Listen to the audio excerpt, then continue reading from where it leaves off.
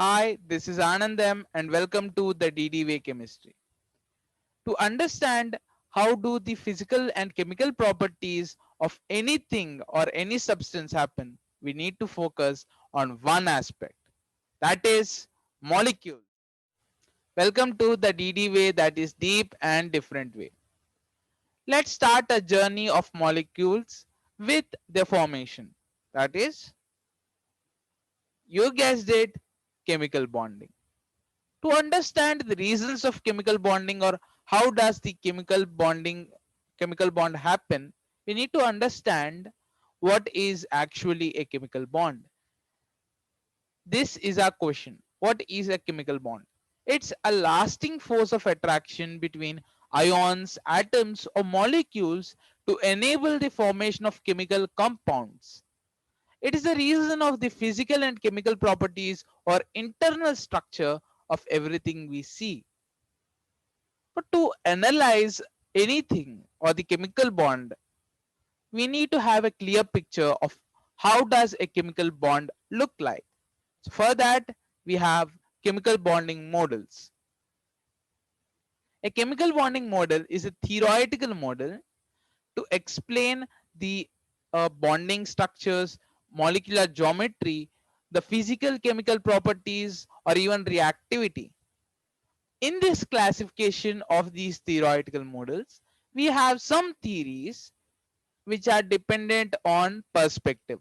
So, in which model you see, or in which type of element you see, these theories will be applicable for that kind of element or that kind of theories. Okay, let's see what are these theories. Number one is Vesper theory, valence shell electron pair repulsion theory, long name. It is a model of molecular geometry. This molecular geometry is formed according to the Vesper theory due to the repulsions of lone pairs of the octet of the octet rule. Okay. Next, we have the valence bond theory. It is actually the theory which is based on the combinations of atomic orbitals to form a specific molecular bond. This valence bond theory is for localized bonds or for such electrons or for such bonds which do not get replaced or change their place from time to time. Yes, you heard me right. There are some bonds which change their places from time to time, like musical chairs. For those kind of bonds, we have the molecular orbital theory. This will be discussing about it in a few minutes. Next, crystal field theory. It's it is a model which helps us to understand the bonding in transition metals when there is a static electric field around it. So it is about the coordination complexes. I'll be discussing about this too in a few minutes. Next, ligand field theory. This is the application of molecular orbital theory and the reasoning of crystal field theory into the transition metals. In this video, my friends, as we are going to study the exiled theories, we have here crystal field and ligand field theory in our list.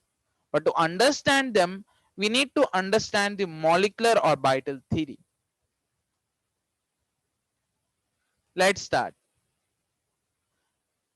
Molecular orbital theory or MO theory is primarily used to explain the bonding in molecules with resonating structures with delocalized bonds. It is same as the valence bond theory, friends, but here we have degeneracies. The topic of degeneracies here. Let me just annotate it for you here. Degeneracies is the topic which will be discussed in the whole video. Degeneracies. Degeneracies means it's actually a state of energy. You can say an orbital is having two states, one positive, example, one positive and one negative. Like two different states with equal energy levels. This is degeneracies. Okay, this molecular orbital theory explains about the degeneracies here, one bonding and one anti-bonding. Okay, right. This helps us in understanding the resonating structures. What are resonating structures? Here I am giving you an example of benzene here. The structures will be different. The molecular formula is same, but the bonds change their places from time to time. For example, this is one structure of benzene, and the same benzene could be written in this structure also. Okay, so we have two different structures. Why? Because there is a displacement or change of the bonds from one place to another place. The near combination of atomic orbitals. When two atomic orbitals combine, you have either two possibilities, either this, the bonding molecule here, or the anti-bonding molecule. This is anti-bonding, this is bonding. Okay,